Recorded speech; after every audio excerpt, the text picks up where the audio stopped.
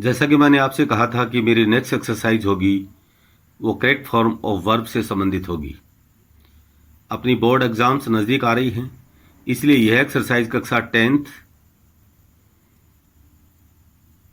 11th, 9th, 8th, 7th के बच्चों के लिए कारगर सिद्ध हो सकती है। तो हम एक एक सेंटेंस को लेते हैं। सी, देखो।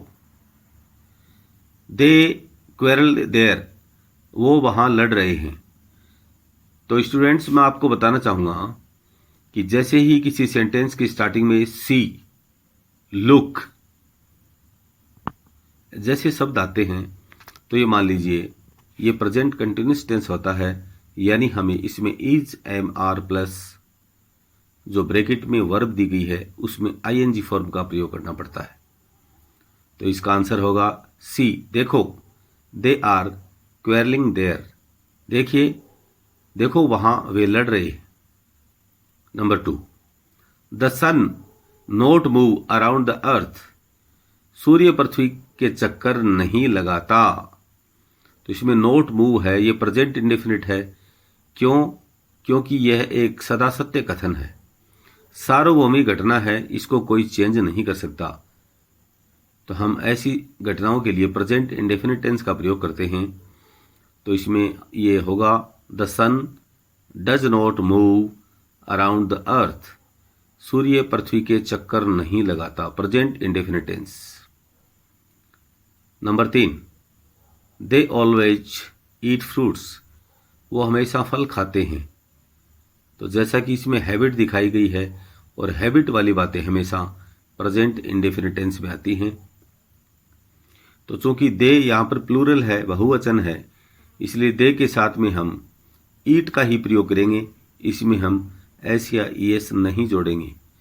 एस या ईएस हम तभी जोड़ते हैं जब सब्जेक्ट सिंगुलर हो, यानी सब्जेक्ट एक वचन हो। लेकिन यहाँ दे बहुवचन है, इसलिए हमें ईट में कुछ भी नहीं जोड़ना है।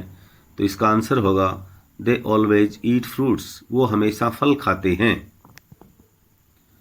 Question number 4, the black man use to, काला आदमी यूज टू का प्रयोग तब किया जाता है जब कोई प्राचीन आदत, पुरानी आदत किसी की बतानी हो। The black man use to eat a chicken daily, काला आदमी हमेशा एक चिकन खाया करता था। तो यूज्ड टू ये पुरानी हैबिट को बताता है, और चूंकि टू इन्फिनेटिव है, इसके बाद में हमेशा ही वर्ब की फर्स्ट फॉर्म आती है। तो ईट, यहाँ ईट की करेक्ट फॉर्म ईट ही होगी, इसमें हमें कुछ भी नहीं जोड़ना पड़ेगा। तो इसका आंसर होगा the black man use to eat a chicken daily, काला आदमी हमेशा एक मुर्गा खाया करता था। Question number 5, when we reach there, जब हम वहां पहुंचे। He was sleeping in his room, वह अपने कमरे में सो रहा था।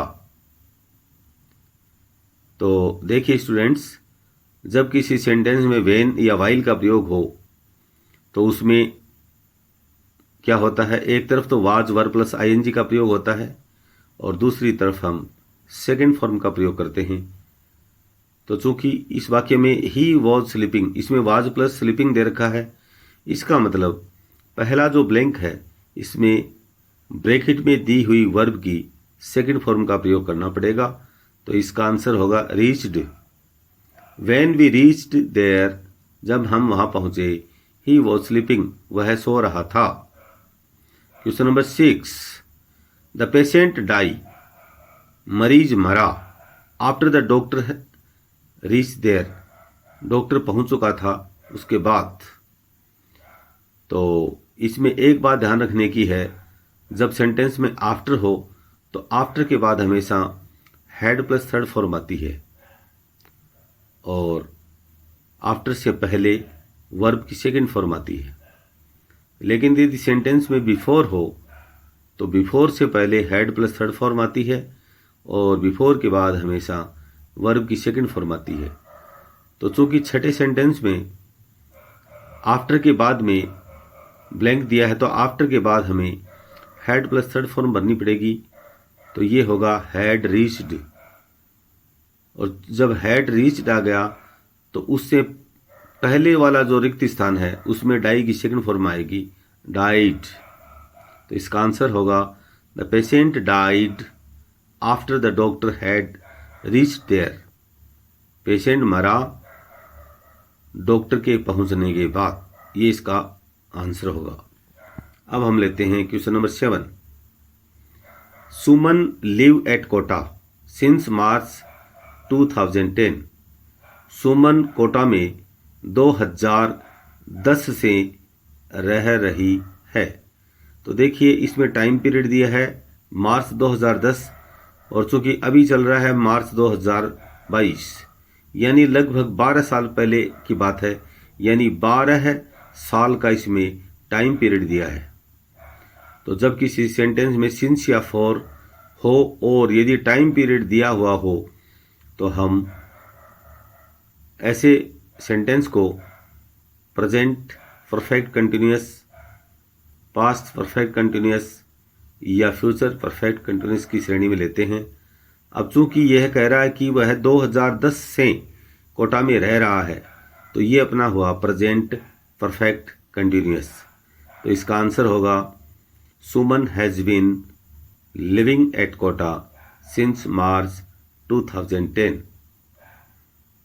तो सुमन के साथ हेल्पिंग वर्ब हैज़ बीन का प्रयोग होगा, और लिव में जब हम आईएनजी जोड़ेंगे तो लिव की स्पेलिंग होगी LIVING। ये एक अपना स्पेलिंग का नियम है कि यदि किसी वर्ब के आखिर में ई है और यदि हमें उसमें ING जोड़नी है तो अंतिम जो ई है ये हट जाता है।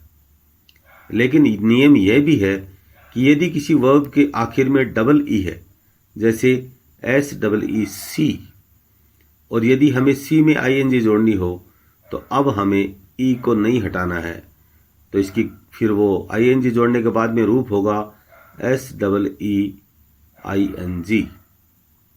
तो यहाँ जो आंसर होगा Suman has been living at Kota since March 2010। लेकिन यही वाक्य यदि इस तरह से हो, Suman live at Kota for 6 years। Suman 6 साल से कोटा में रह रही थी अप टू 2010, 2010 तक। अब 2010 तक हमें ये बता रहा है कि चूंकि अब 2022 चल रही है, यानी इस समय को लगभग 12 साल बीत चुके हैं। तो 12 साल पहले वह कोटा में 6 साल से रह रही थी, कौन? सुमन। तो ये हुआ अपना पास्ट परफेक्ट कंटिन्यूअस। तो इसका आंसर होगा Suman had been living at Kota for 6 years up to 2010।